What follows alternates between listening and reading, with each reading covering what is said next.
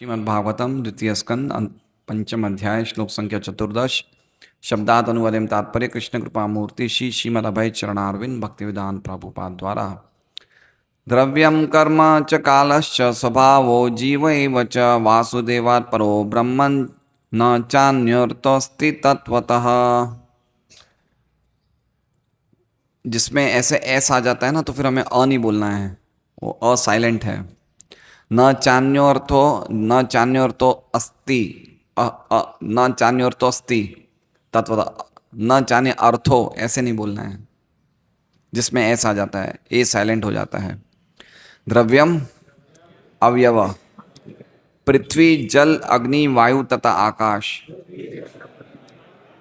कर्म अन्योन्य क्रियाएं, च तथा कालः शाश्वत काल, च भी स्वभावः स्वभाव, जीव जीव एव निश्चय ही न सॉरी च तथा वासुदेवात् वासुदेव से परः भिन्न अंश ब्रह्मन हे ब्राह्मण न कभी नहीं च भी अन्यः पृथक अर्थ महत्व अस्ति है तत्वतः वास्तव में।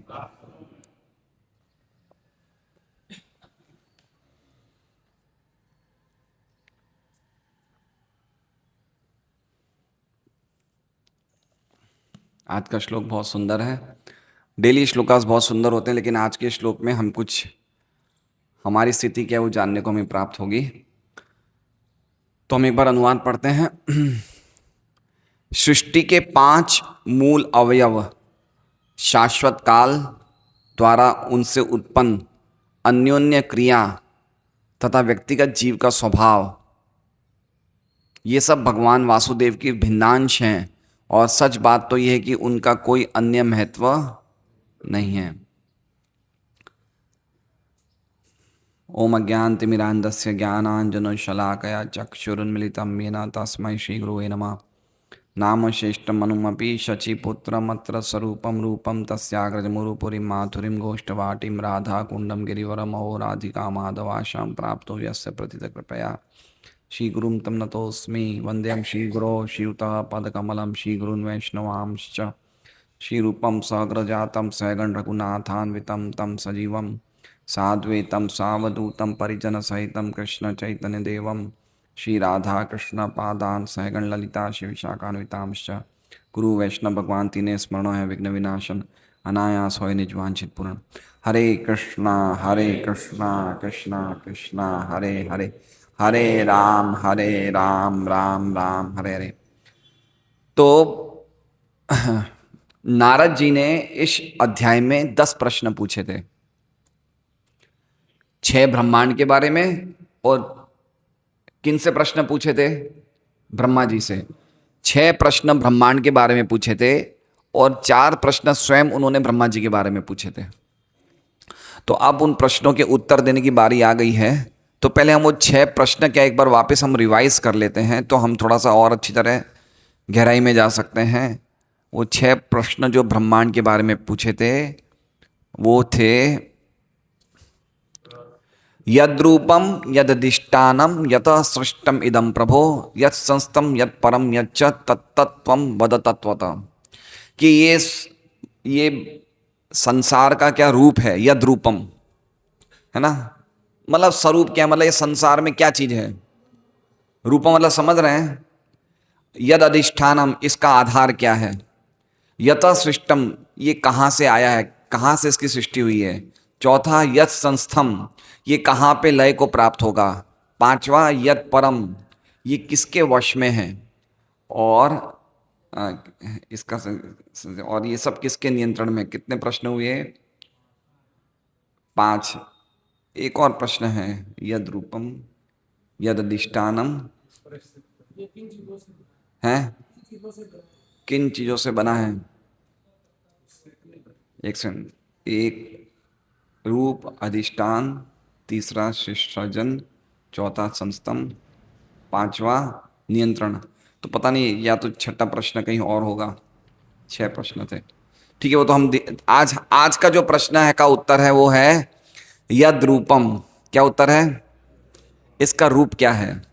तो ब्रह्मा जी इस इसका रूप क्या वो बता रहे हैं। रूप मतलब समझ रहे हैं? जैसे मान लीजिए कि हमने पनीर की सब्जी बनाई है, तो पनीर की सब्जी का रूप क्या है? रूप क्या है मतलब उसमें क्या क्या चीजें डली है, मतलब रूप क्या मतलब इसमें टमाटर है, इसमें मसाला है, पनीर है। तो इस तरह से इसका रूप क्या है, समझ रहे हैं? इसका फीचर्स क्या है, कैरेक्टरिस्टिक क्या है, इसका स्वरूप क्या है। तो क्या पूछा इन्होंने कि इस व्यक्त जगत का आप लक्षणों का वर्णन करिए। रूप का मतलब क्या हो गया? लक्षण, मतलब कैसे चल रहा है जगत, कौन चला रहा है, कैसे चल रहा है, इसका आप हमें थोड़ा वर्णन करिए। इसका रूप रूप बताइए हमें क्या है। तो उसके जवाब में आज ब्रह्मा जी पहला उत्तर दे रहे हैं यद रूपम। तो कह रहे हैं ये जगत द्रव्यम कर्म च कालश्च स्वभावो जीवैव च, ये 5 चीजों से जगत चल रहा है। सबसे पहले क्या है? द्रव्यम। द्रव्यम मतलब इंग्रेडिएंट्स, क्या बोलते हैं हिंदी में? अवयव। अवयव लिखा है, अवयव बराबर। तो क्या द्रव्य है? पृथ्वी, जल, अग्नि, वायु, आकाश, ये हो गए द्रव्यम। इस जगत में ये द्रव्य हैं। कर्म, कर्म मतलब क्रियाएं, ठीक है। काल मतलब शाश्वत काल, क्योंकि क्रियाएं हम जो कर रहे हैं और जो प्रकृति है, जिन चीजों से हम कार्य कर रहे हैं, वो तब तक एक्टिवेट नहीं हो सकती जब तक काल नहीं होगा। इसलिए सबसे इंपॉर्टेंट फैक्टर क्या है? काल, शाश्वत काल। चौथा क्या है? स्वभाव। स्वभाव मतलब हमारा स्वभाव क्या है? हमारा स्वभाव क्या है? नहीं, ये स्वभाव की बात नहीं हो रही है, ये हमारा भौतिक स्वभाव की बात हो रही है। देखिए, ये भौतिक जगत की चर्चा हो रही है, ठीक है। तो ये जो स्वभाव जो हमने अपनी भौतिक चेतना के द्वारा स्वभाव का निर्माण किया है, उसकी बात हो रही है। किसी का स्वभाव चिड़चिड़ा है, किसी का स्वभाव प्रसन्नचित्त है, कोई बड़ा क्रोधी है। ये होते ना अलग अलग स्वभाव किसी के, है ना। स्वभाव जिसे बोलते ना, जैसे कालिया नाग की पत्नियों ने बोला भगवान को, नाग पत्नियों ने कहा कि आपने हमारे पति पे कैसे अपने चरण कमल रख दिए, ये लाभ तो लक्ष्मी जी को भी नहीं मिला।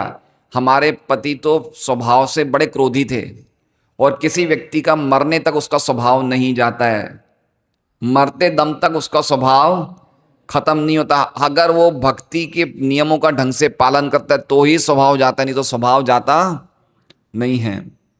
तो ये उस स्वभाव की बात हो रही है। और जीव यानी कि हम सब जीव हैं। तो 5 चीजें कौन सी हुई जिससे जगत बना है?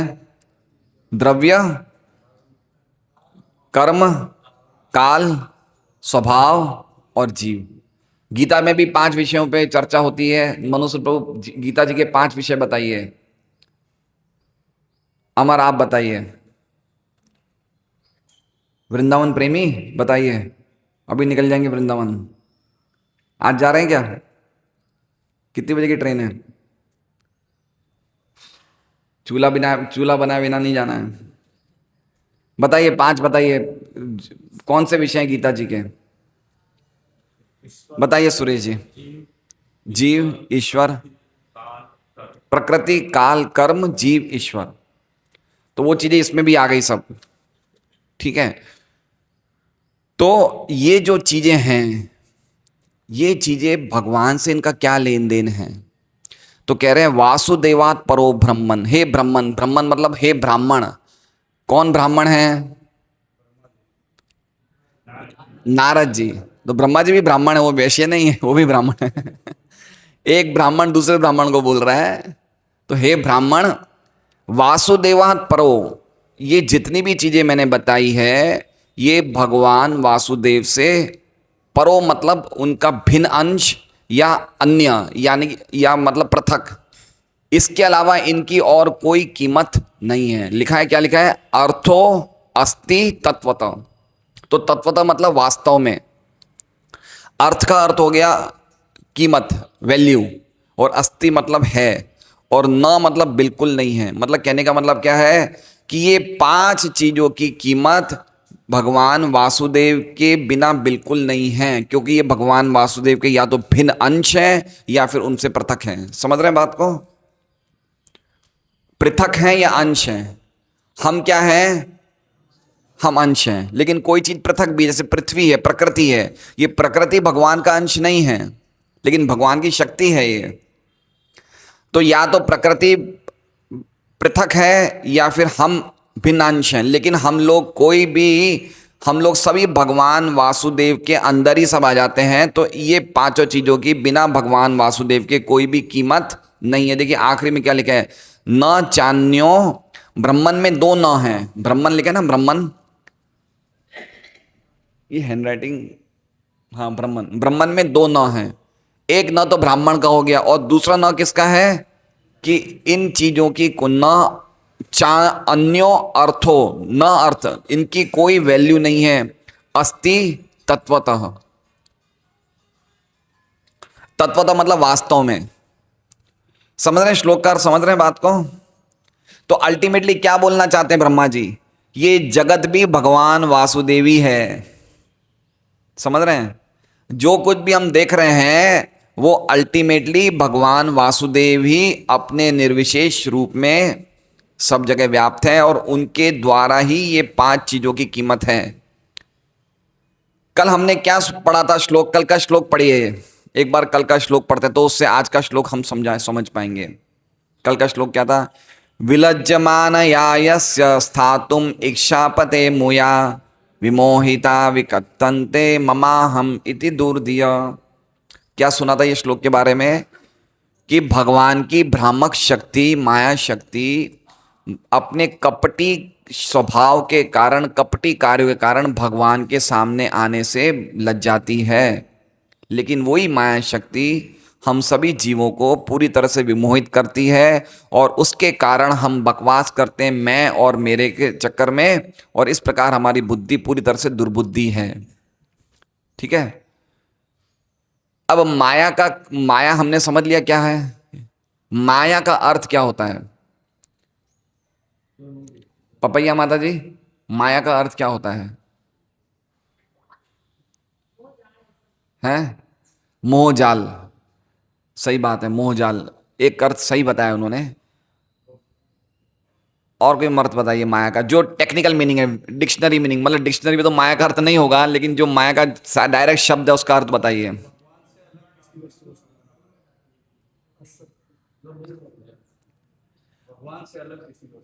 देखिए माया, माँ और या, माँ मतलब नहीं, जैसे कहते हैं भगवान माँ शुच, एक श्लोक है ना माँ शुच, तो माँ मतलब नहीं, तो माया में माँ का मतलब नहीं और या मतलब ये, मतलब जो चीज नहीं है उसको हम मान जाते हैं। समझ रहे हैं?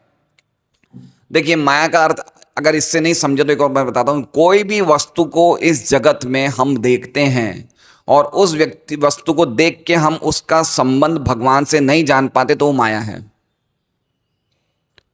समझ रहे हैं? जैसे मान लीजिए कि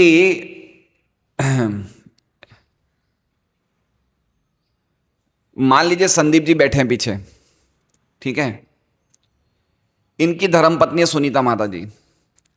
अब ये सुनीता माता जी को देख रहे हैं और देख रहे हैं ये तो मैं अपने घर पे काम करवाने के लिए काम वाली लाया हूं, खूब काम करवाऊंगा, ये एक इनका विजन है। और दूसरा विजन क्या है कि ये भगवान की सेविका है और भगवान की सेवा करने के लिए मैंने इससे शादी करी है। तो कौन से विजन में, माया में है? 2 दृष्टि हो गई इनकी। एक दृष्टि में क्या देख रहे हैं, मैं तो अपने काम वाली करके लाया हूं, खूब काम कराऊंगा, जो मैं चाहूंगा वो करेगी वो, ठीक है। और दूसरा विजन क्या है, दूसरी दृष्टि क्या है, क्योंकि ये भगवान की अंश है, भगवान की दासी है, इसलिए भगवान की सेवा में लगे रहेंगे हम लोग। तो इनकी कौन सी दृष्टि में माया में है? पहली दृष्टि में, ठीक है। इन्होंने यद्यपि एक ही व्यक्ति को देखा, सुनीता माता जी को ही देखा, लेकिन इनकी दृष्टि के कारण एक तरफ ये माया में है और एक तरफ ये कृष्ण भावनामृत में है। समझ रहे हैं? तो क्या इनकी बदल गई? दृष्टि। तो हमें क्या बदलना है? दृष्टि। अगर हमारी दृष्टि सही रहेगी तो हम पूरे जगत को क्या देखेंगे, ये पूरा जगत जो है भगवानमय है, कोई भी चीज भगवान से स्वतंत्र नहीं है। समझ रहे माया का अर्थ? माया का अर्थ समझ गए? कोई भी चीज हम देख रहे हैं, जैसे हम उस चीज को देखते हैं उसको हम भगवान से पृथक समझते हैं, उससे हम भगवान से कोई संबंध को जोड़ नहीं पाते अज्ञानता के कारण। तुरंत ही हमारी भोग बुद्धि डेवलप हो जाती है। क्या बुद्धि डेवलप हो जाती है? भोग बुद्धि। जैसे हम उसे कृष्ण से स्वतंत्र समझते हैं, हमारी भोग बुद्धि, उस चीज को भोगने की बुद्धि जनरेट हो जाती है। इसलिए ये जो बता रहे हैं, श्लोक बता रहे हैं आज का, ये श्लोक में बताया गया कि जो कुछ भी है वो भगवान वासुदेव से, कोई भी चीज भगवान वासुदेव से पृथक नहीं है। उनकी वासुदेव से पृथक उनकी कोई कीमत नहीं है। ठीक है, ये बात समझ गए आप? जो कुछ भी हम देख रहे हैं, क्या देख रहे हैं? ये भगवान वासुदेव से। देखिए, हमने कुछ श्लोकों पहले दो शब्दों की चर्चा करी थी। अभी प्रेम भक्ति प्रभु आए तो उन्होंने भी दो शब्द बताए थे, एक तो कार्य और एक कारण। याद है? कार्य और कारण। तो जो कार्य होता है ना, उसमें कारण होता है।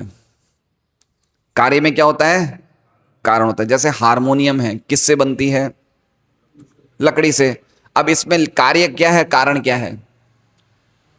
हारमोनियम और लकड़ी में एक चीज कार्य है और एक चीज कारण है। कार्य क्या है? कार्य है हारमोनियम और कारण क्या है? लकड़ी। तो भौतिक जगत क्या है? कार्य। और कारण क्या है? हारमोनियम। तो अब हारमोनियम अगर देखा जाए तो हारमोनियम क्या है? वो लकड़ी तो है, लेकिन हारमोनियम को आप बजा सकते हो, लकड़ी को नहीं बजा सकते। तो उसी तरह से देखा जाए तो हर एक जगह क्या है? ये कार्य क्या है? भौतिक जगत कार्य है ना, कारण कौन है? भगवान। तो कार्य में कारण दिखता है, कार्य के अंदर क्या दिखता है? कारण दिखता है। तो एक तरह से देखा जाए तो सब जगह भगवान वासुदेव हैं, लेकिन फिर भी आपको दिखते नहीं है। समझ रहे बात को? हम लोग पोछे की बाल्टी में एसिड डालते हैं। क्या डालते हैं? एसिड डालते हैं। तो एसिड की, सफेद एसिड की बूंद जैसे पोछे की बाल्टी में, पानी की बाल्टी में डालते हैं, वो क्या होता है? पूरा पानी सफेद हो जाता है ना? वो बूंद बूंद नहीं रहती, वो पूरी पानी फैल जाता है। तो उसी प्रकार से जब भवसागर, जब भौतिक जगत में भगवान आते हैं तो पूरे क्या हो जाते हैं? अव्यक्त हो जाते हैं। है तो सब जगह है, लेकिन क्या हो गए? दिखते नहीं है, लेकिन है सब जगह। कहीं लिखा हुआ है गीता जी में ऐसा? कहीं लिखा हुआ है ऐसा? बहुत सुंदर श्लोक है गीता जी का 9.4, मया तदम इदम सर्वम जगत अव्यक्त मूर्तिना। मैं अपने निर्विशेष रूप में पूरे जगत में फैला हूं। अव्यक्त मूर्ति, अव्यक्त मतलब दिख नहीं रहा हूं मैं, और मूर्ति मतलब मेरा रूप है। तो ये जो निर्विशेष जो ब्रह्म है, ये भी भगवान का ही रूप है, लेकिन वो दिखता नहीं है हमें। जैसे मान लीजिए, हवा कहाँ पे है? हवा कहाँ पे है? सब जगह है, लेकिन जब हम सांस अंदर लेंगे तो ही तो हवा अंदर जाएगी। समझ रहे हैं? तो भगवान कहाँ पे है? सब जगह। लेकिन जब हमारी दृष्टि जागृत हो जाएगी शास्त्रों के श्रवण के द्वारा, तो ही हम भगवान को रियलाइज कर पाएंगे, ऐसे नहीं कर पाएंगे सब जगह होने। तो उसी प्रकार से वासुदेव ही सब जगह है। ऐसे बहुत श्लोकों में पहले भी है, इदम ही विश्वम भगवान वे तरो। ये विश्व भी क्या है? ये भगवान का ही एक रूप है। यद्यपि भगवान नहीं है, लेकिन भगवान का ही रूप है। तो समझ रहे हैं? तो अल्टीमेटली क्या कहना चाहते हैं कि भगवान वासुदेव से परे ये कोई चीज नहीं है। जो यद रूपम का तुमने प्रश्न पूछा है नारद, उसका जवाब यही है कि इस जगत का रूप क्या है? द्रव्य, काल, कर्म, जीव, स्वभाव। लेकिन ये समझ लो कि ये जो पांचों चीजें हैं ना, ये वासुदेव पे ही टिकी हुई है। समझ रहे हैं? ये वासुदेवी, अल्टीमेटली वासुदेवी है। ये वासुदेव से पृथक इनकी कोई कीमत नहीं है। कीमत समझ रहे हैं? उसकी वैल्यू, उनकी वैल्यू अगर वासुदेव निकल जाए तो कोई कीमत नहीं है उनमें। तो असली चीज क्या है? वस्तु क्या है? वासुदेव। ये बात बताना चाहते हैं। श्री विश्वनाथ चक्रवर्ती ठाकुर की हम टीका पढ़ेंगे। 10 प्रश्न पूछे गए थे ब्रह्मा जी से, ब्रह्मांड से संबंधित। पहला प्रश्न था यद रूपम। उस यद रूपम का जवाब देते हुए ब्रह्मा जी बता रहे हैं कि भगवान वासुदेव के अलावा और कोई चीज नहीं है, वही है सब जगह, है ना। हमारी दृष्टि अभी दिखती नहीं है ना, हमें नहीं दिखता ना हमें, लेकिन जो भगवान के प्रेमी भक्त होते हैं वो क्या देखते हैं? स्थावर जंगम देखे न देखे तार मूर्ति, सर्वत्र हय निज इष्ट देव स्फूर्ति। वो स्थावर और जंगम, जो चीज चल रही है और जो चीज नहीं चल रही, उसमें क्या देखते हैं? उसमें किसको देख रहे हैं? भगवान वासुदेव को ही देख रहे हैं। क्या हमें लग रहा है कि हम लोग भी ऐसे देखने का हमारा विजन है? मान लीजिए कि हमने अंजू माता जी को बोला कि आप फलों के बाजार से अंगूर लेके आइए, तो अब इनको अपने गुरु जी के लिए क्या लेने जाना है? अंगूर। अब ये फल के बाजार में कहाँ किसको देखेंगे? खाली अंगूर को ही देखेंगे, बाकी चीजें पड़ी है, एप्पल पड़ा है, जामुन पड़ा है, लेकिन इनकी दृष्टि किस पे जाएगी? क्यों? क्योंकि इन्हें अंगूर की भूख है, इन्हें अंगूर की इच्छा है। तो उसी प्रकार से जब हमें भगवान की भूख हो जाएगी तो हमें क्या दिखेंगे? भगवान दिखेंगे। अभी हमें भगवान की भूख ही नहीं है। हमारी भूख सुबह 9 बजे पूरी हो जाती है। समझ रहे बात को? ऐसे नहीं मिलते भगवान। ये पूरा प्रोसेस जो है वो 24 घंटे हर जगह देखो, लेकिन याद करो कृष्ण को, यही बात बताई जा रही है। और इसलिए भागवत के हर एक श्लोक में खाली वासुदेव की महिमा है और कुछ नहीं है। यहाँ भी बातें है ये ब्रह्मांड के रूप की, लेकिन ब्रह्मा जी ने बोले जो ब्रह्मांड का रूप है वो वासुदेव के अलावा और कुछ नहीं है। तो आगे लिखे हैं विश्वनाथ चक्रवर्ती ठाकुर, द्रव्यम का अर्थ बता रहे हैं पंच महाभूत। उपादान, उपादान, उपादान मतलब समझ रहे हैं? उपादान मतलब जहां से द्रव्य बनते हैं उसे क्या बोलते हैं? उपादान। पंचमहाभूत कहां से आए? उनका सोर्स क्या है? उपादान। प्रधान को उपादान बोल सकते हैं। कर्म हमारे जन्म का कारण है। क्या कारण है हमारे जन्म का? कर्म। अभी हम प्रभुपाद की टीका पढ़ेंगे तो अब चर्चा करेंगे। काल गुणों को शोभ करता है। काल क्या करता है? गुणों को शोभ करता है। काल का समझ रहे मतलब? मैं एक उदाहरण दूंगा, जब प्रभुपाद की टीका पढ़ेंगे तब काल क्या करता है हमें पता चलेगा। काल क्या है पता है? काल क्या है? साक्षात भगवान है। गीता जी में भगवान क्या कहते हैं? कालोस्मि लोक क्षय कृत प्रवृद्धो, मैं ही काल हूं, मैं सब कुछ विनाश करने के लिए आया हूं। खाली हे अर्जुन, तुम पांडवों को छोड़ के कोई नहीं बचेगा। तो काल है। काल मतलब साक्षात भगवान की शक्ति, भगवान की अंतरंगा शक्ति। काल का एक नाम है सुदर्शन चक्र। क्या नाम है? ये भगवान का चक्र है। ये है व्हील ऑफ टाइम, समय का चक्र मतलब काल। तो जबरदस्त है काल के बारे में। काल किस प्रकार गुणों को शोभ करता है? स्वभाव हमारे गुणों को गुणों में अलग अलग गुणों में जाने का स्वभाव कारण है। जीव भोगता है। ये सब चीजें हम प्रभुपाद की टीका में समझ जाएंगे। जीव कौन है? भोगता है। ये कोई की भी सत्ता भगवान से पृथक नहीं है, क्योंकि जीव को छोड़ के बाकी सब चीजें माया के कारण है, और माया और जीव दोनों ही भगवान की शक्तियां हैं। इसलिए ये ब्रह्मांड भी भगवान वासुदेव का एक रूप है, ये बताया है। अब हम प्रभुपाद की टीका पढ़, थोड़ी हार्ड है विश्वनाथ चक्रवर्ती ठाकुर की टीका, हम प्रभुपाद की टीका पढ़ेंगे तो हमें समझ में आएगा। ये घटनाओं से भरा जगत निर्विशेषतया वासुदेव की अभिव्यक्ति। अभिव्यक्ति मतलब समझ रहे हैं? वासुदेव का ही एक रूप है, वासुदेव का एक प्राकट्य है, क्योंकि इससे सृजनकारी अवयव, उनकी अन्योन्य क्रिया तथा फल का भोक्ता जीव, ये सब भगवान कृष्ण की बहिरंगा तथा अंतरंगा शक्ति द्वारा उत्पन्न है। ये पुष्टि भगवद गीता 7.45 में हुई है। ये 2 श्लोक कौन से हैं? भूमिर आपो अनलो वायु खम मनो बुद्धिरेव च,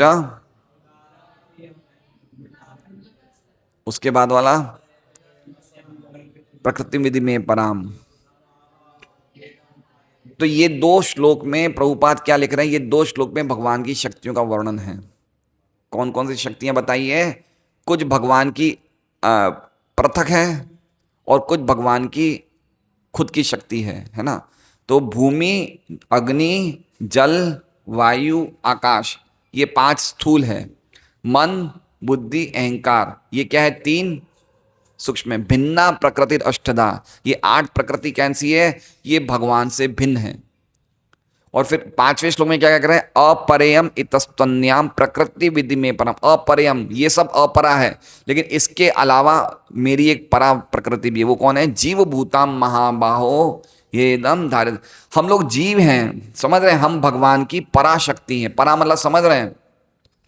अपरा और परा में क्या अंतर है? अपरा मतलब हल्की और परा मतलब अच्छी। हम कौन सी शक्ति हैं भगवान की? परा। परा मतलब क्या है? अच्छी। और ये जड़ जगत क्या है? हल्का। तो क्यों अंतर? क्यों? हम क्यों अच्छे हैं, वो क्यों हल्का है? ऐसा क्यों है? हम में चेतनता है, जड़ जगत में चेतनता नहीं है। तो क्या कह रहे हैं प्रभुपाद जी इस टीका में कि ये जितनी भी, देखिए, हर एक चीज भगवान की शक्तियां हैं। अब भगवान को कोई कार्य करना होता है तो कौन करता है?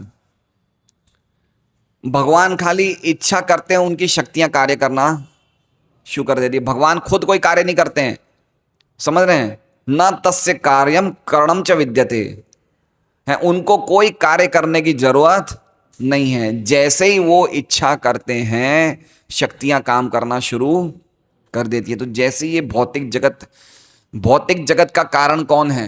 भौतिक जगत किसके लिए भगवान बनाते हैं? करुणा शक्ति माता जी, भौतिक जगत भगवान किसके लिए बनाते हैं? भौतिक जगत का कारण कौन है? भौतिक जगत का हेतु कौन है? हम लोगों के कारण। भगवान ने ये जगत क्यों बनाया है? हमारे कारण। तो जैसे ही भगवान ये इच्छा करते हैं, तुरंत ही काल शक्ति, कौन सी शक्ति? भगवान की समय शक्ति उनकी इच्छा जान जाती है और वो चीजों को बनाना शुरू कर देती है। ये काम भगवान खुद नहीं करते। भगवान खुद क्या काम करते हैं? मिश्र भगवान खुद क्या काम करते हैं? खाली बैठे रहते हैं क्या? क्या काम करते हैं भगवान? क्या काम करते हैं? आपकी दीक्षा हो गई, बताइए। भगवान सदैव अपने भक्तों के साथ लीलाएं करते हैं आध्यात्मिक जगत में। वो उन चीजों में एक्टिव है, लेकिन भौतिक जगत के कार्यों में वो क्या है? आलसी है। आलसी है नहीं, वो एक्टिव पूरे हैं लेकिन ध्यान नहीं देते। इसका मतलब ये नहीं कि काम, हम कोई चीज का ध्यान नहीं देते तो चीज आलस में चली जाती है, हमसे ढंग से नहीं होती। लेकिन भगवान का हर एक कार्य यहाँ पे भौतिक जगत में बिल्कुल परफेक्ट तरीके से होता है। कौन करता है? काल शक्ति। सब कुछ काल घुमा रहा है और स्वयं भगवान की शक्ति है। तो सब कुछ काल शक्ति कर रहा है, सब कुछ मोशन में कर रहा है और इस प्रकार जगत शुरू हो जाता है काम करना। भगवान के बिना नहीं हो रहा है, भगवान की दृष्टि के द्वारा बिना नहीं हो रहा, लेकिन अल्टीमेटली भगवान डायरेक्ट इंटरफियरेंस नहीं करते, सीधा हस्तक्षेप इस जगत में नहीं करते। वो लिखा है ना एक श्लोक है गीता जी का 9वें अध्याय का,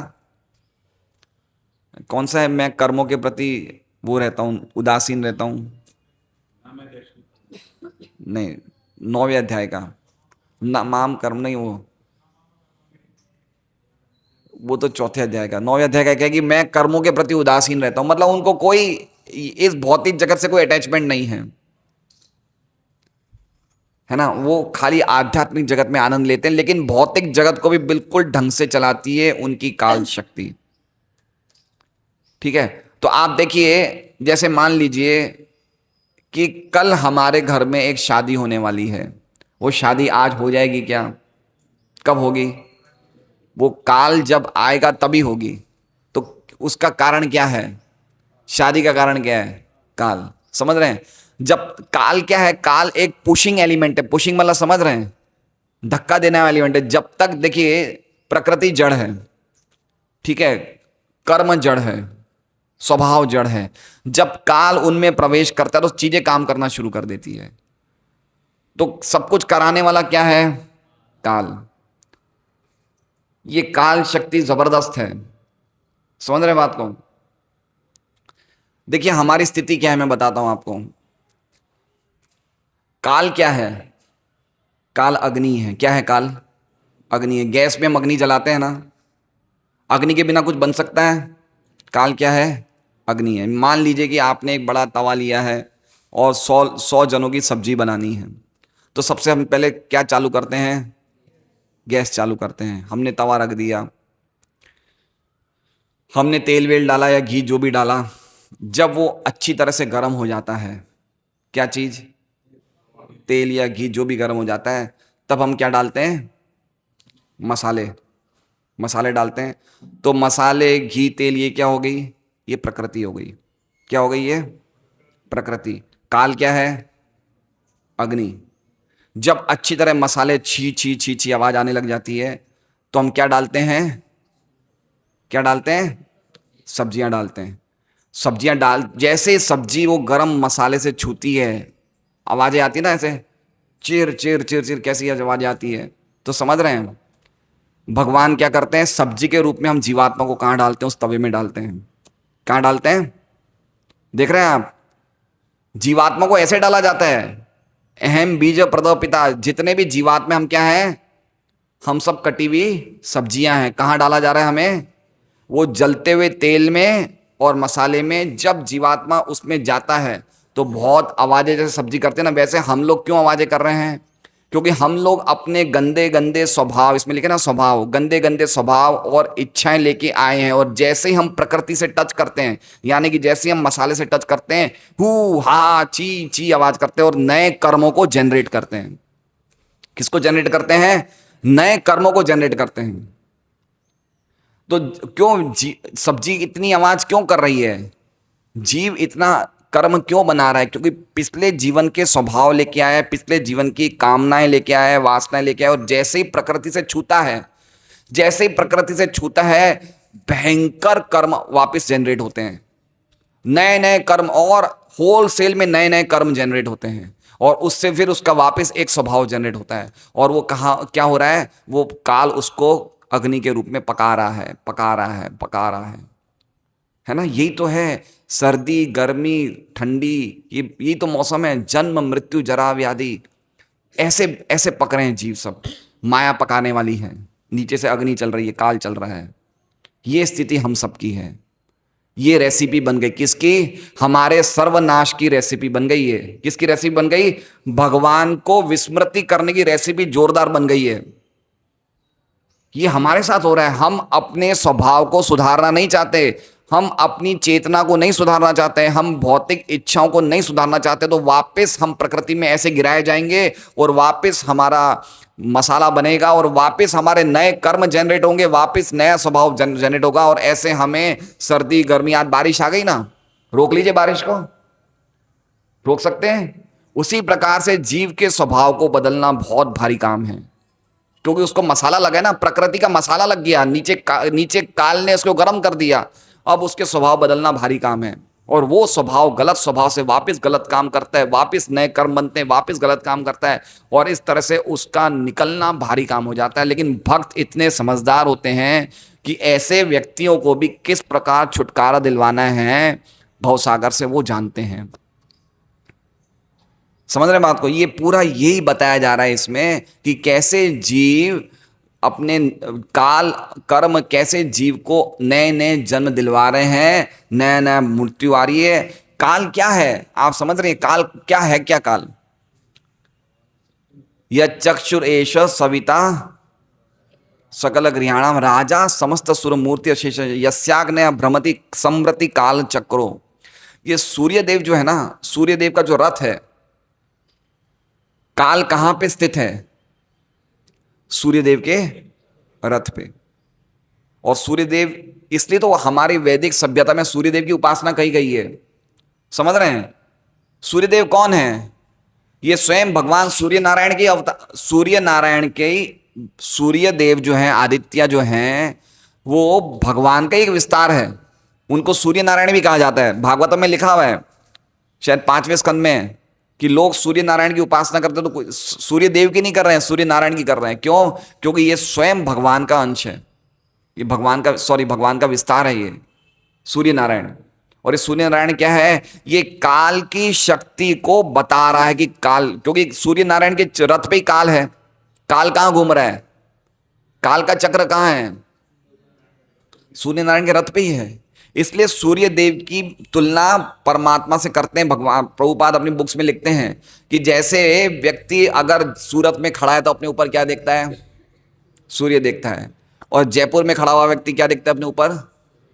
तो कितने सूर्य हुए हैं? एक ही सूर्य है ना। तो उसी प्रकार से सबके हृदय में परमात्मा है, लेकिन एक ही परमात्मा है। तो परमात्मा की तुलना सूर्य से की जाती है, क्योंकि सूर्यदेव बहुत इंपॉर्टेंट है। सूर्यदेव का बहुत जबरदस्त, क्योंकि उनका कनेक्शन किससे हो गया है? काल से। किससे कनेक्शन हो गया है? इसलिए देखिए वो श्लोक है ना, उसमें श्लोक में सूर्य और काल दोनों आए नहीं आए? आयुर हरति वै पुंसाम उद्यन अस्तम च यन्नसो। सूर्य हमारी आयु को हर रहा है, सुबह उठते ही हर रहा है और शाम को अस्त होते भी हर रहा है। क्यों हर रहा है? क्योंकि काल की शक्ति लग गई उसमें। क्या हमें डर नहीं लग रहा ये सुनते हुए? है? नहीं लग रहा डर? बिल्कुल नहीं लग रहा है। काल चक्र की बात सुनते भी आपको डर नहीं लग रहा है? प्रहलाद महाराज 7वें स्कंद में बोलते हैं, हे नरसिंह भगवान, मैं आपके काल चक्र में रौंदा जा रहा हूं। क्या बोल रहे हैं? प्रहलाद महाराज बोल रहे हैं, हम नहीं बोल रहे हैं। समझ रहे हैं? वो प्रहलाद महाराज बोल रहे हैं जिनको ना तो हाथी मार सके, ना सांप डस सके, ना वो पहाड़ से गिरे तो कुछ हुआ। वो प्रहलाद महाराज बोल रहे हैं, फिर भी क्या बोल रहे हैं? मैं आपके काल के चक्र में रौंदा जा रहा हूं। बोलने का अर्थ क्या है? कि मैं बता रहे कि हम भक्तों को क्या करना चाहिए, हमें भी काल से अच्छा डर लगना चाहिए। दो प्रकार के डर होते काल से। एक काल से बहुत खतरनाक डर होता है, वो किसको होता है? जो अभक्त होते हैं। अभक्त होते हैं ना, देखिए अगर अभक्तों के जीवन में मृत्यु आ जाएगी ना तो ट्रॉमा में आ जाएंगे। ट्रॉमा मतलब समझ रहे हैं? बिल्कुल भयभीत हो जाते हैं। भक्तों के जीवन में मृत्यु आती है तो वो भयभीत नहीं होते हैं, क्योंकि वो क्या है, उनकी दोस्ती काल से हो जाती है, उनको इतना डर नहीं लगता। लेकिन फिर भी काल का डर हमें भी होना चाहिए। माताओं को बैठने दीजिए ना, ये हमारे राज विक्टोरिया वाले माताएं आई हैं। एक और कुर्सी दे दीजिए ना संदीप जी। अभी रुक जाइए, अभी मनुष्य प्रभु है, कुर्सी आ गई है।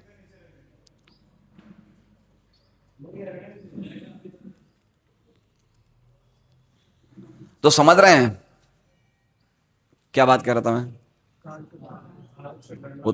हाँ, काल से हमें अच्छा डर रहना चाहिए। कभी काल हमारा इंतजार नहीं करेगा कि ये अच्छा भक्त बन जाए तब तक मैं रुक जाऊं।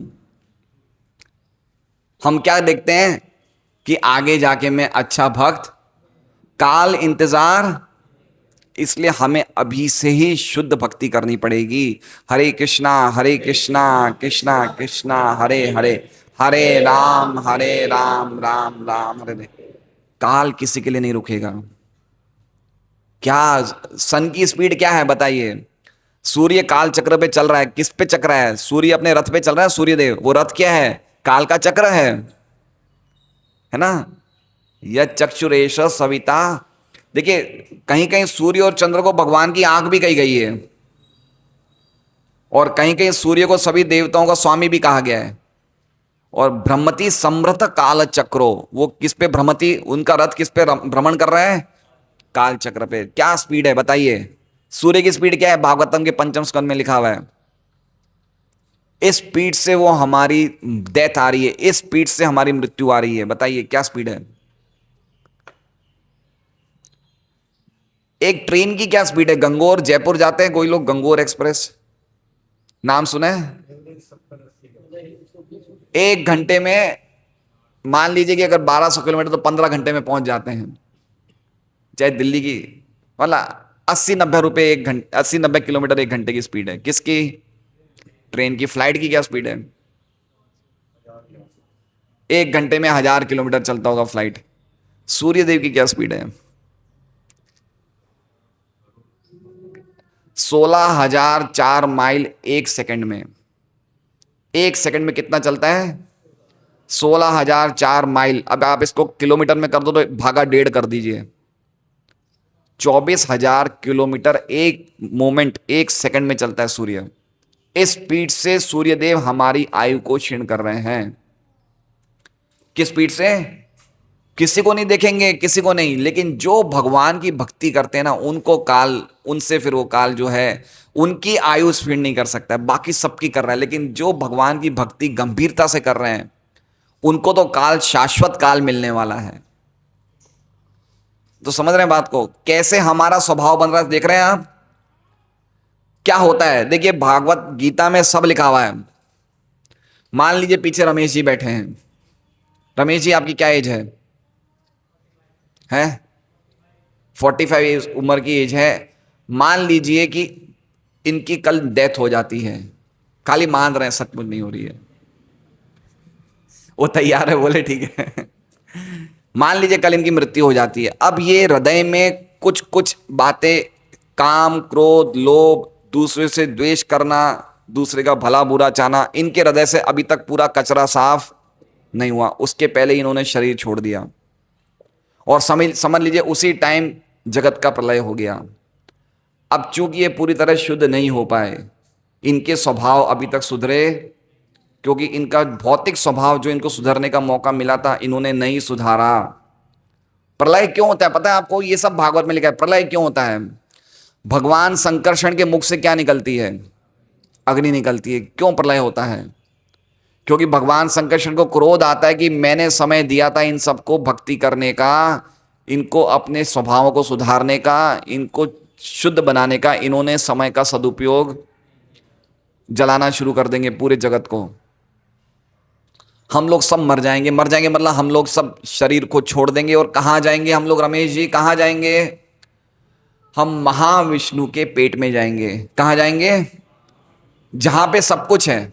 ये जगत वगत प्रलय के बाद सब कुछ कहां चला जाता है? महाविष्णु के अंदर प्रवेश कर जाता है। करोड़ों अरबों वर्षों तक हम वहां सोए हुए रहेंगे। कितने सालों तक? हमारा अस्तित्व का नाश नहीं होगा। हम तो सनातन हैं, लेकिन हमारे अस्तित्व के साथ क्या चीज छुपी रह गई? हमारा गंदा स्वभाव, वो नष्ट नहीं होता। हमारे कर्म के फल वो नष्ट नहीं होते। अब वापस करोड़ों वर्षों के बाद वापस समय आया प्रकृति बनाने का। तो जब वापस सृष्टि बनाते हैं भगवान, तो मैंने जैसे कहा कि तवा आ गया, गैस चालू हो गई, मसाले लग गए। अब क्या आ गया? जो जीव भगवान के पेट में है, जिनके अभी तक स्वभाव नहीं सुधरे, जिनके कर्मों की फल भोगने की इच्छा है, जिनकी चेतना दूषित है, उनको कहाँ फेंका जाता है? वापस प्रकृति में, वापस जगत में ऐसे फेंका जाता है। जैसे उनको फेंका जाता है, जैसे उनके गंदे स्वभाव प्रकृति से वापस नई सृष्टि में छूते हैं। इंटरेक्शन, देखिए इसमें लिखा हुआ है इंटरेक्शन, है ना? कहीं पता नहीं इसको हिंदी में क्या कहते हैं इंटरेक्शन को। तो जैसे प्रकृति से छूते हैं, उनके स्वभाव और गंदे होना शुरू हो जाते हैं। और इस प्रकार वो नए कर्म बना रहे हैं, कर्म ही कर्म बना रहे हैं।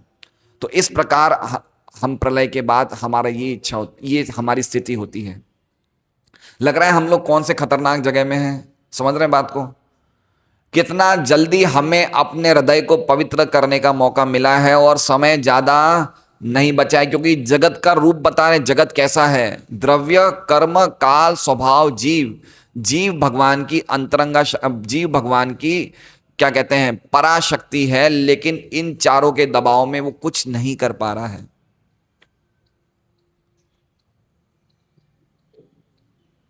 ये हमारी स्थिति है।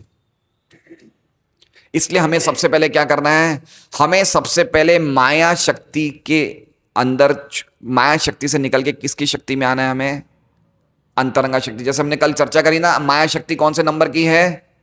3 नंबर। दूसरे नंबर की शक्ति कौन सी है? हम। और पहले नंबर की कौन सी है? श्रीमती राधा रानी, अंतरंगा शक्ति। तो हमें क्या करना है? सबसे पहले माया शक्ति से छूट के किस में आना है?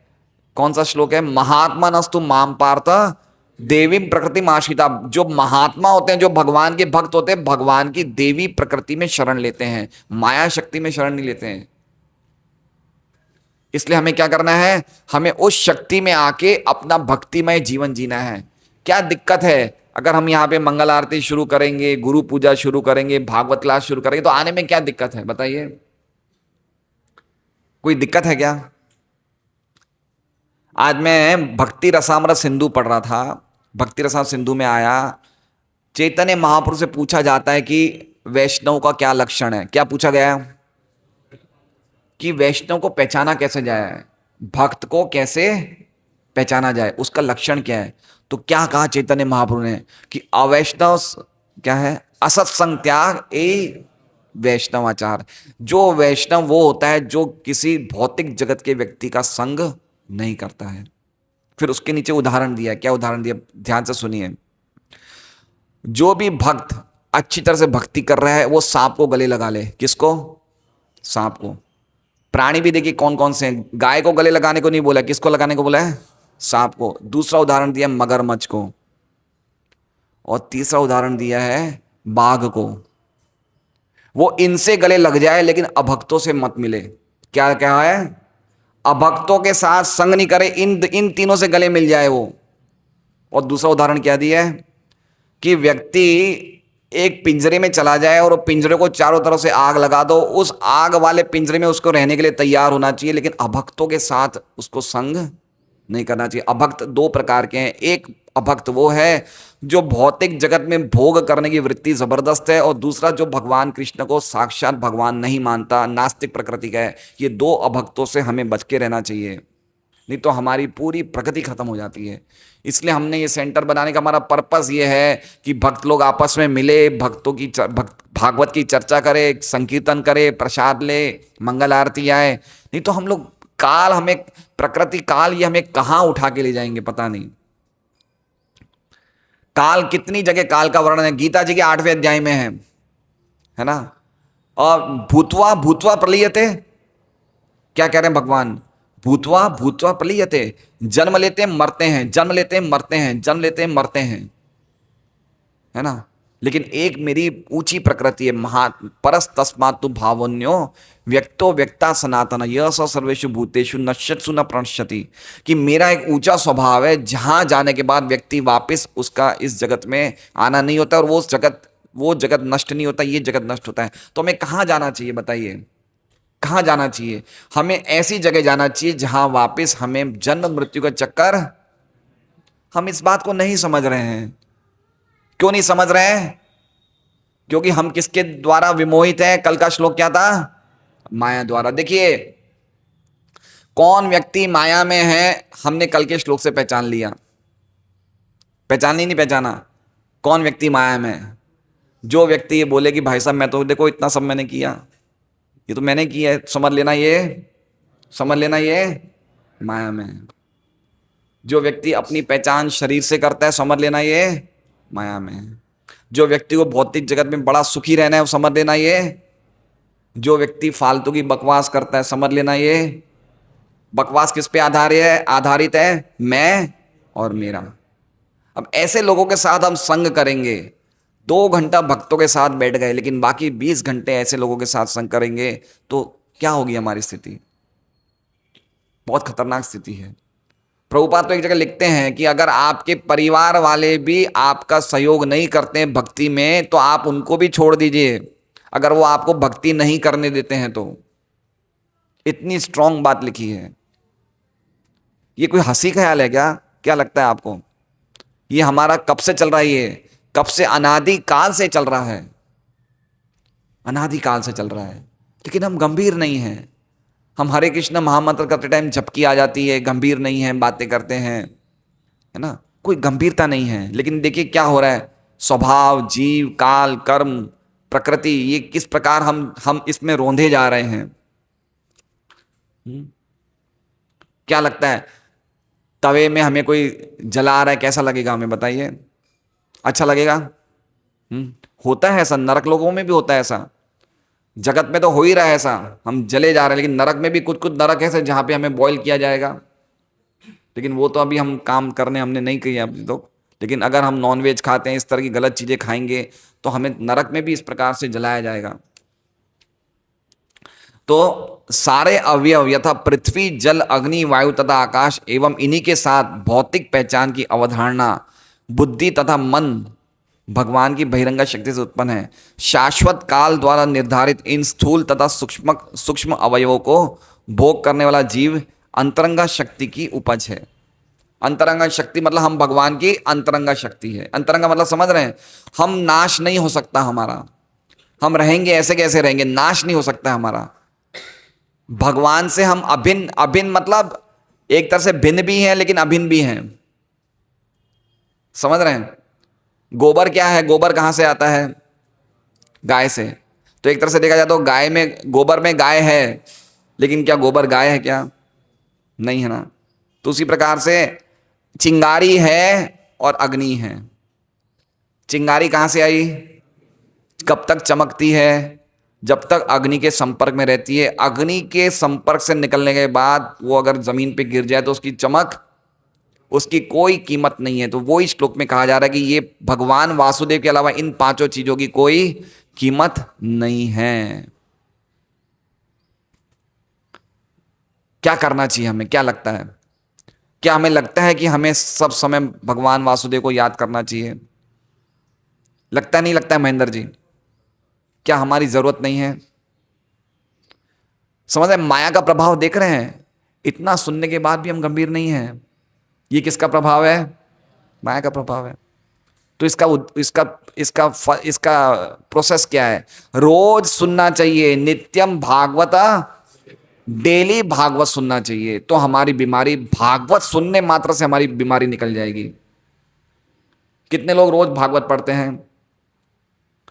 डेली नित्यम भागवत सेवया। भागवत सुनने से जितने भी हमारे अनर्थ हैं धीरे धीरे धीरे सब चले जाएंगे। बहुत भयंकर बीमारी हो रखी है हमें, बहुत जबरदस्त रोग हो रखा है।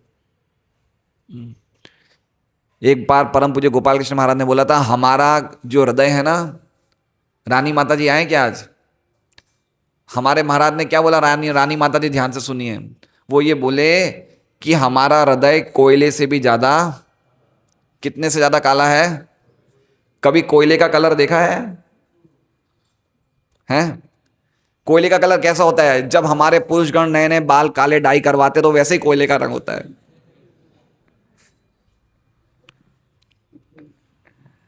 उससे भी काला है।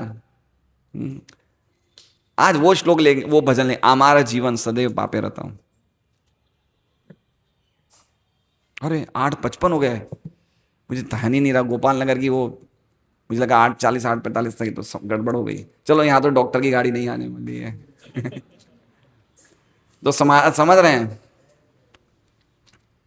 जिसे इस जगत में या वैकुंठ लोक में रहने की छूट है। किसे रहने की छूट है?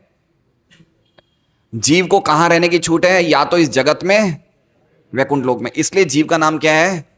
तटस्था शक्ति। तट मतलब समझ है? तट, तट क्या मतलब होता है? जैसे समझ लीजिए, ये जो दरी है ना, ये तट है। इस साइड पानी है, इस साइड रेत है। तो अब वो जो तट पे खड़ा है ना, उसकी इच्छा करे तो पानी में भी जा सकता है और उसकी इच्छा करे तो वो रेत पे आ सकता है। तो उसी प्रकार से एक वैकुंठ जगत है, एक भौतिक जगत है। हम कहाँ खड़े में? अब हमारी इच्छा है तो माया शक्ति के अंतर्गत रह सकते हैं, और अगर हमारी इच्छा है तो हम भगवान की अंतरंगा शक्ति के रह सकते हैं। हमारी नॉर्मल पोजीशन क्या है? अंतरंगा शक्ति में रहे। जैसे ही हम माया शक्ति में आ जाते हैं, हमारी भावनाएं बदलना शुरू हो जाती है, हमारे में भोग बुद्धि शुरू हो जाती है, हमारा स्वभाव और ज्यादा बिगड़ना शुरू हो जाता है। इसलिए हमें अंतरंगा शक्ति में रहना चाहिए। अंतरंगा मतलब जो हमें भगवान की सेवा में लगाए रखे। देखिए, जब तक भगवान की सेवा में हम नहीं लगेंगे, हम माया शक्ति से छूट। अगर सेवा का अवसर नहीं मिले तो क्या करना चाहिए? हर एक व्यक्ति को सेवा का अवसर ढूंढना चाहिए कि मैं कैसे भगवान की सेवा में लग जाऊं। और अगर सेवा का अवसर नहीं मिले तो क्या करना चाहिए? सुनीता माता जी, क्या करना चाहिए अगर सेवा का अवसर नहीं मिले तो? हैं? अवसर बनाना चाहिए।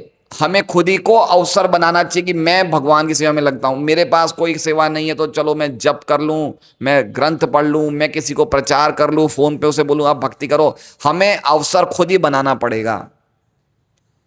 प्रभुपाद ने अवसर बनाया ना, पूरे जगत को कृष्ण भक्ति में लाए ना, उन्होंने अवसर बनाया ना। अवसर था क्या? उन्होंने बना दिया अवसर। कि फॉरेन में जाएंगे, भक्ति लोगों को कृष्ण भक्ति सिखाएंगे। तो ऐसे भक्तों को क्या ढूंढना चाहिए? अवसर ढूंढना चाहिए कि मैं कैसे ना कैसे भक्ति में लगा रहा हूं और लोगों को लगाने का प्रयास कर सकूं। भौतिक जगत में जीव ठगिनी अविद्या से चला जाता है। ठगिनी अविद्या मतलब माया शक्ति से।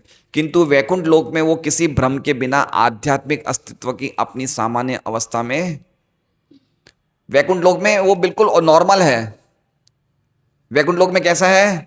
वो प्रेम में पागल है भगवान के, और जैसे ही भौतिक जगत में आता है वो बिल्कुल ही विपरीत हो जाता है। देख रहे हैं कितनी अविद्या, ठगिनी शक्ति क्या कार्य कर रही है। जीव को भगवान की तटस्थता शक्ति कहा जाता है, लेकिन सभी परिस्थितियों में न तो भौतिक अवयव और न आध्यात्मिक भिन्नांशी भगवान वासुदेव से स्वतंत्र है, क्योंकि सारी वस्तुएं, चाहे वो भगवान की बहिरंगा, अंतरंगा या तटस्थता शक्तियों के प्रतिफल हो, उसी तरह भगवान के तेज के प्रदर्शन है। जिस प्रकार प्रकाश, उष्मा तथा धुआं एक ही अग्नि के, कितना सुंदर लाइन है। क्या लाइन है? हे कृष्णा, जबरदस्त भागवत है। देखिए, हर एक चीज भगवान की बहिरंगा, अंतरंगा या तटस्थता शक्ति के प्रतिफल हैं। उसी तरह भगवान के तेज के प्रदर्शन हैं। जिस प्रकार प्रकाश, उष्मा तथा धुआं एक ही अग्नि के, अग्नि कौन हो गए? भगवान। प्रकाश क्या हो गई? भगवान की अंतरंगा शक्ति। और दूसरा क्या बता रहे हैं? उष्मा, उष्मा हो गई भगवान की जीव शक्ति, तटस्थता शक्ति। और धुआं क्या हो गई? माया शक्ति। देखिए तीनों चीजें बताइए ना। प्रकाश कैसे हो गई? प्रकाश बिल्कुल तेज प्रकाश आ रहा है, वो स्वयं भगवान की अंतरंग शक्ति। उष्मा में प्रकाश कम है। उष्मा मतलब समझ रहे हैं? उष्मा मतलब क्या है? हीट, गर्माहट। उसमें उसमें प्रकाश कम है, और धुएं में प्रकाश है ही नहीं। तो हमें किस में रहना है? हम कौन हैं? हम प्रकाश, हम हैं उष्मा। हम प्रकाश में रहेंगे तो हम उष्मा बनाए रखेंगे, और जैसे धुएं में चले जाएंगे कम पड़ते जाएंगे।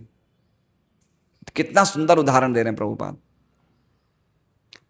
मैं तो सही कह रहा हूं, हम लोग सब कुछ छोड़ छाड़ के यहां लग जाएं, इससे बढ़कर और कोई भागवत पढ़िए। मैं तो कहता हूं 40-50 साल के बाद, हमारी 50 साल के बाद उम्र हो जाए, अगर हमारे भगवान की कृपा से कुछ बचत पूंजी है, अगर खर्चा निकल सके, शरीर आत्मा को साथ रखने का इतना खर्चा निकल सके, तो भागवत पढ़ने में लग जाइए, भक्ति करने में लग जाइए। इससे बढ़कर आनंद नहीं है। क्या चीज लिखते हैं प्रभुपाद। प्रकाश, उष्मा तथा धुआं सभी मिलकर अग्नि कहलाते हैं। इसी प्रकार सारी व्यवहारिक अभिव्यक्तियां तथा वासुदेव के शरीर का तेज उनके निर्विशेष गुण हैं, जबकि भगवान उपर्युक्त भौतिक अवयवों की अवधारणाओं से सर्वथा पृथक सच्चिदानंद विग्रह नामक अपने दिव्य रूप में रहते हैं। मतलब क्या बता रहे हैं कि ये जितनी भी चीजें मैंने बताई है, इस चर्चा करी, ये सब भगवान के निर्विशेष गुण में हैं, लेकिन भगवान अपने अलग रूप में भगवान के धाम में हैं। ऐसा नहीं समझना चाहिए कि भगवान का कोई रूप नहीं है, मतलब रूप है ही नहीं। ये जगत भगवान अपने निर्विशेष रूप से चला रहे हैं, लेकिन खुद का एक सच्चिदानंद रूप है। भगवान राधा माधव ये स्वयं अभी भी भगवान अपने धाम में विराजमान हैं, और एक इनका फीचर है, एक इनका रूप है जिससे भौतिक जगत को चला रहे हैं। वो कौन सा रूप है? निर्विशेष रूप है। और उसी निर्विशेष रूप से अगर हम अच्छी तरह से कांटेक्ट कर लेंगे भक्ति के द्वारा, तो भगवान यहां भी प्रकट हो जाएंगे। मान लीजिए कि राजस्थान में कोई क्रिकेट मैच हो रहा है। कहां पे मैच हो रहा है? जयपुर में। सूरत में व्यक्ति को देखना है तो कैसे देखेगा? पहले क्या होता था पता है? पहले के जमाने में वो टीवी के एंटीना होते थे, ऊपर छत पे लगाते थे, फिर वो टीवी बराबर नहीं आता था, ऊपर जाते थे, एंटीना को घुमाते थे। याद है? वो मैच पता है कहां से आ रहा है? मैच कहां से आ रहा है? मैच कहां हो रहा है? और सूरत में कैसे आ रहा है? हवा के द्वारा। कैसे आ रहा है? और जैसे हम एंटीना पकड़ते हैं, वो हवा के द्वारा वो एंटीना उस हवा को खींच लेती है और हमारे टीवी में आ जाती है। उसी प्रकार भगवान कहां पे है? सब जगह भगवान का कनेक्शन है। भगवान सब जगह। हमें क्या करना है? हरे कृष्णा कृष्णा कृष्णा हरे हरे, हरे राम राम राम।